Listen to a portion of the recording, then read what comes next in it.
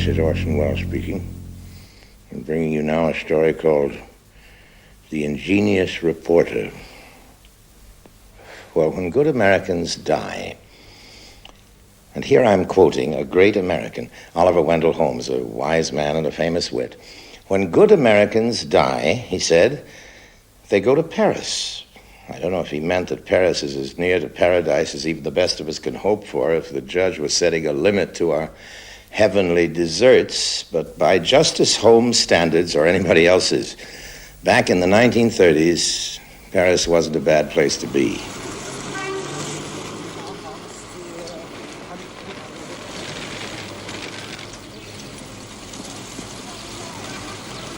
Certainly not if you were Harry Langley, not one of our great Americans, but young, charming, and lucky. Harry was leading the good life with his nice little lady friend and making a good living as a newspaperman to support it. He had another advantage. He had nerve, and being an American, this recommended him to the editor of a certain Parisian newspaper, the notorious Voice of the People.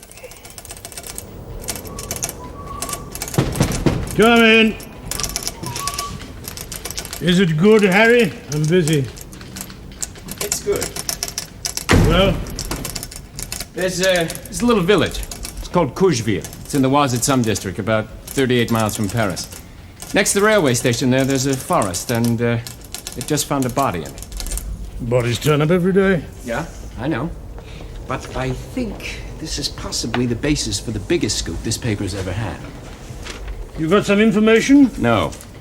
Nor has anybody. That's just the point. Now listen to me. The body is completely mutilated. I mean, head, hands, feet, all disappeared. All I know is a woman. A young woman, but it's impossible to establish her identity. And there's no clue as to the killer. In fact, the police have almost given up already. So? I'll go to Quiville. Start acting, suspiciously. You know, make some compromising remarks. Get arrested. Sent to jail and put on trial. Look, I don't have to say I did it. All I have to do is to let myself be taken for the murderer. And once I'm in jail, I'll drop a couple of francs on the jailer, and every day I will send you an exclusive interview with a man accused of a brutal murder. Without, of course, resolving the mystery. You're crazy. Yeah. Contempt of court, man. When you have to confess to fraud, you'll stay in jail. Look, I don't have to say I did it to get into jail. I won't have to say I didn't to get out. There's no evidence. They can't convict me. Come on. What do you say?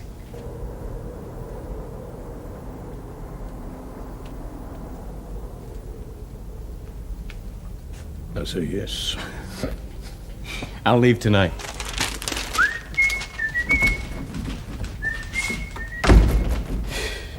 The boy's a genius.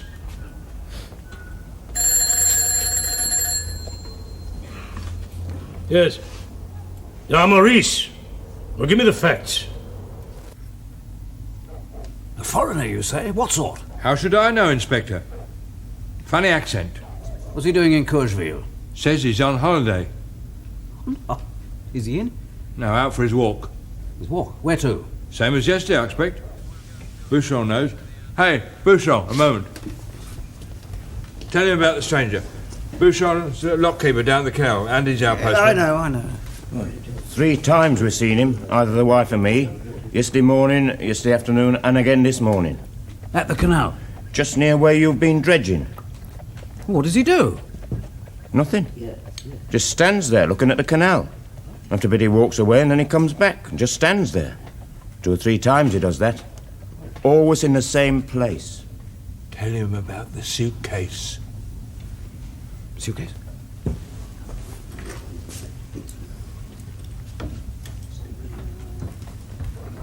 Suitcase? He's got this suitcase with him all the time, and he never puts it down. Takes a suitcase out for a walk. Twice a day so far.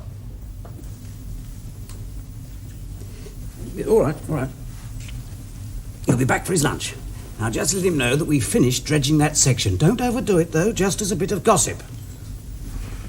You, keep your mouth shut.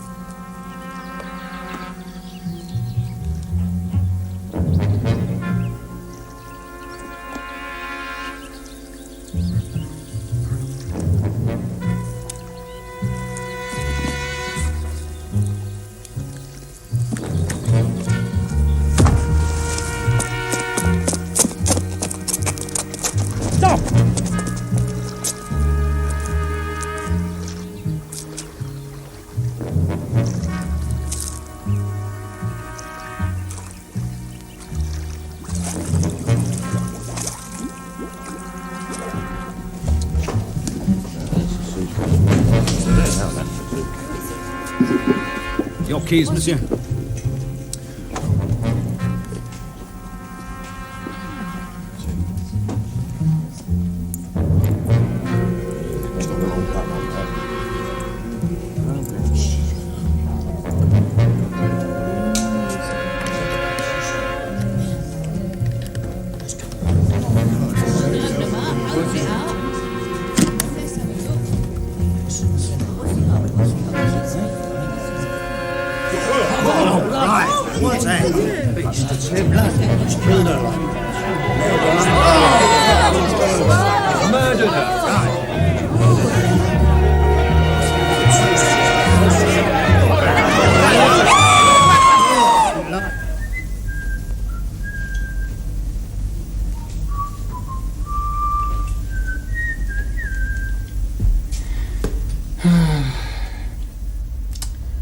Is it the guillotine for the sadist of the canal?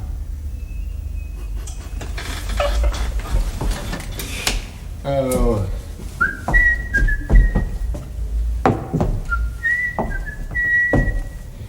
Hexter, read all about it.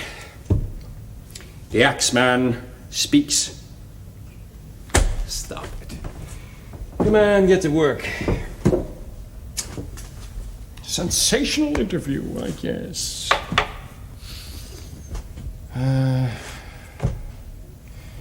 He refuses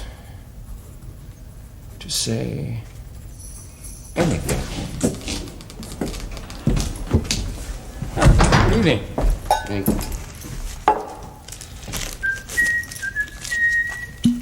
Thank you. Last night, I sat in the jail at Quiville next to the man they call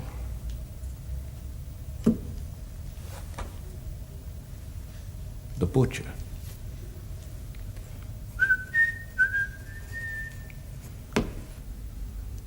All right, so you still won't speak in your defense. It really doesn't matter. I've got quite sufficient evidence, and I commit you for trial.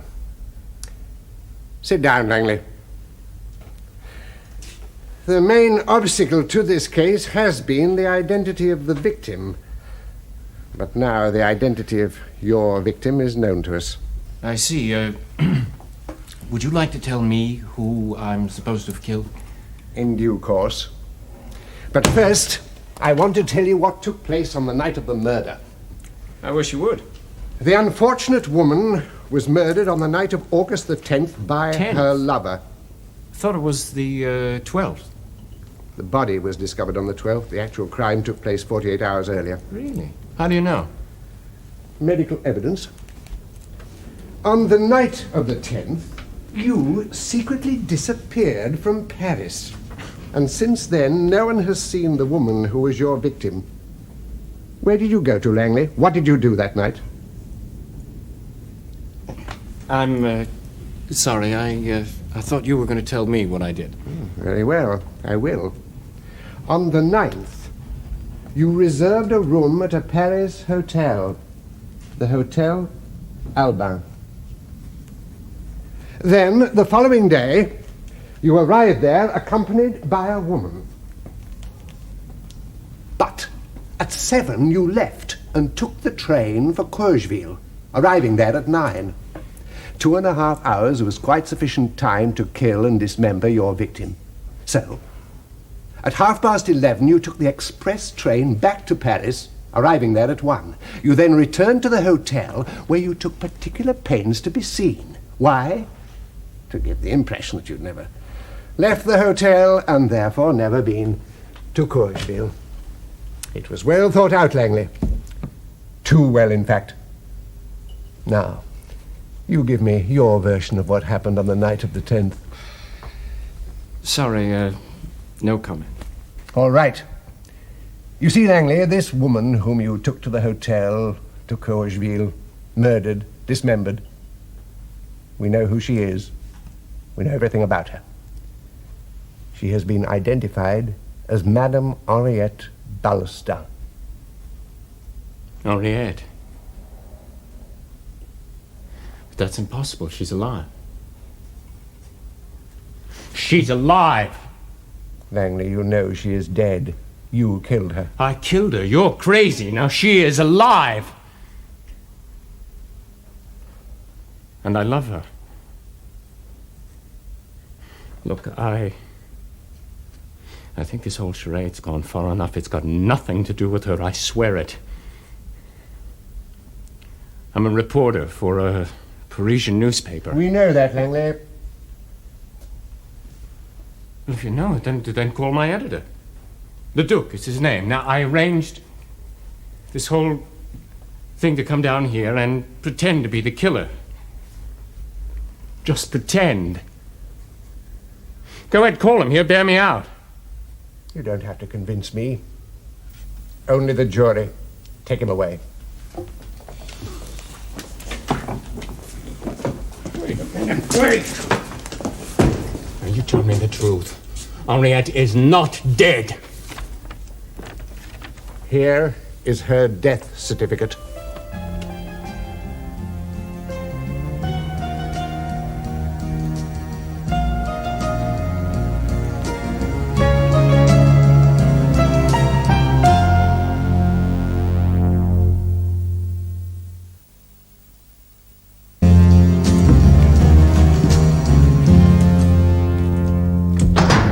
Look, you don't understand.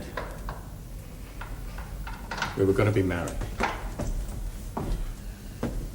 You see, 2 years ago her husband left her, and we've never known where he was, or even whether he was alive or not, so it was just a question of time until she could get the divorce. Time and discretion. See, we always took care to go places where nobody knew. That's just the trouble. Look, I want to know who killed her. I have to know. You did. That's what the prosecution will say. Duperret, all I have to do is to go into that court and tell the truth. No, Monsieur Langley. No, Yes, I am innocent. Look, it's true. I spent the night of the 10th at the Hotel Albin with Henriette. I mean, I'd be crazy to deny it. It can't be denied. There was no trip to Quiville. For Henriette, there was. No, not that night. I saw her home. Now, maybe the next day, I don't know, I called her the next day and there was no answer. I didn't even understand why. It doesn't make any sense. Who would have killed her? I mean, she lived by herself in a small apartment. My friend, we're going into court in 20 minutes. It's your fate that concerns us now. Will you listen to me, please? I'm sorry. Monsieur, the case for the prosecution rests on a series of assumptions, without any material evidence. They will try and make these assumptions convincing in the light of your character. Do you understand that? Yes. Now, provided you give him no help at all, I can blow his case to pieces. But if you go into court and say that you came to Quiville to pose as the murderer, I will not answer. Wait a minute. And when they ask me what I was doing there, when they ask about the clothes and the knife and the saw... Say you found them. Say anything you like. The point is, the blood on the clothes is not her blood. They can't prove that it is. I see. You mean I just happened to be there with a suitcase full of blood-stained clothes. What do you want them to take me for, an idiot? Yes. Rather than a liar. I want you to go free. Duperret. All we have to do is to call my editor as a witness. Yes, as a character witness, certainly. No, to tell the truth. I will not answer for anything that happens. If you go into the court and say that you're pretending to be a murderer in order to write an article about I see, and now you want me to pretend that that wasn't the case. Look where pretending has got me. It's all right, Major Duperry. Pray continue, Monsieur Langley. So I deliberately visited the canal, the woods where the body was found, making sure I was seen, making myself as conspicuous as possible. Now I ask you, would a murderer behave that stupidly? Monsieur le President, it was an exercise in journalism. As regards the effect on the court, I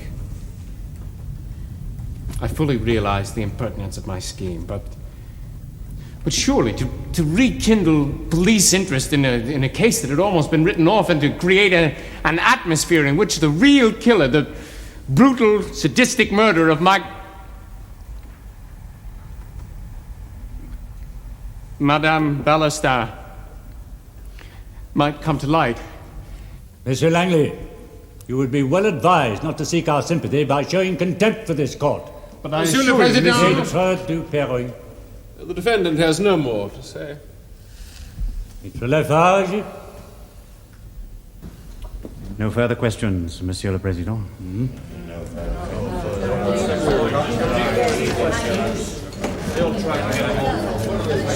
What are you waiting for? Call the Duke.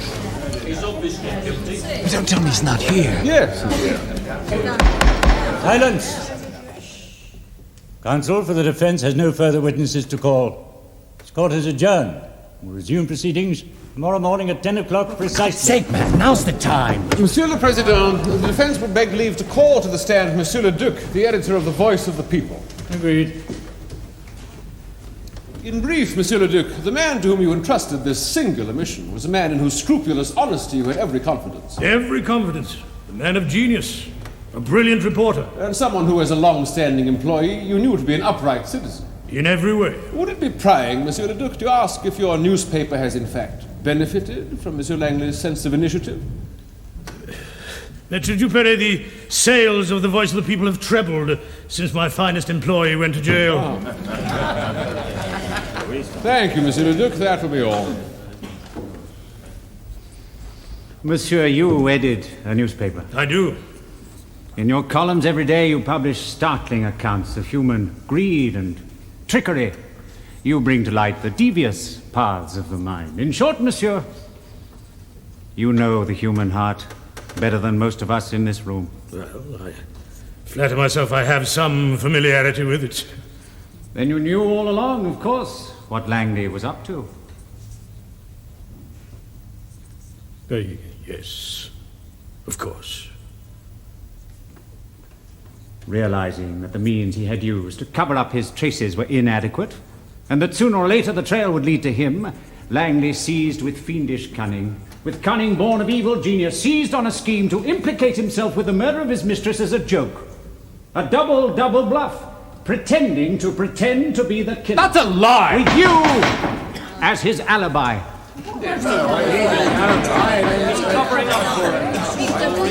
Well, after all, whatever his motives, I felt that if he wished to place himself in the jaws of the wolf, I beg your pardon, I intended no disrespect. I mean, it was his idea in the first place. In fact, I tried to warn him off. I mentioned contempt of court.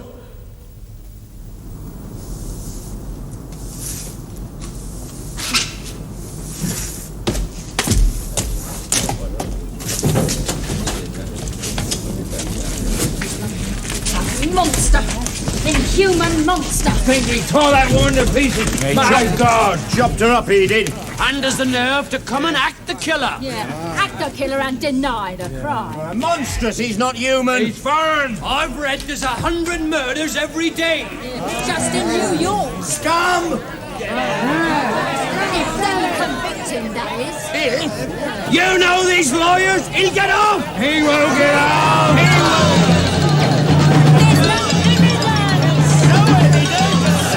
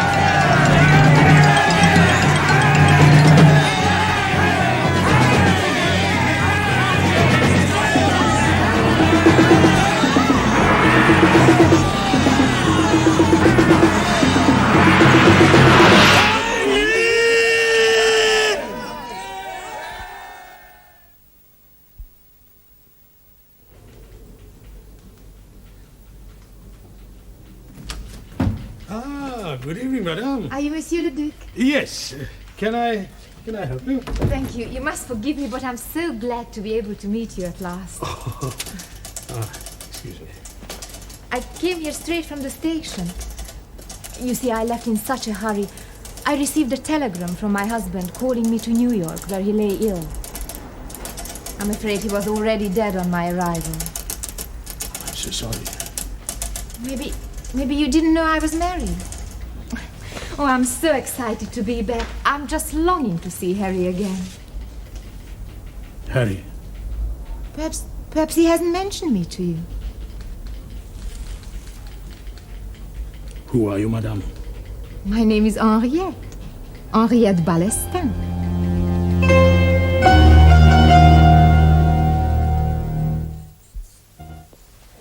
Poor Henriette. And for that matter, poor unknown victim of the unknown killer of Quiville. But especially poor Harry Langley. Justice Holmes might have coined a phrase for him. This, for instance: if you come to Paris, try to live long enough to enjoy it.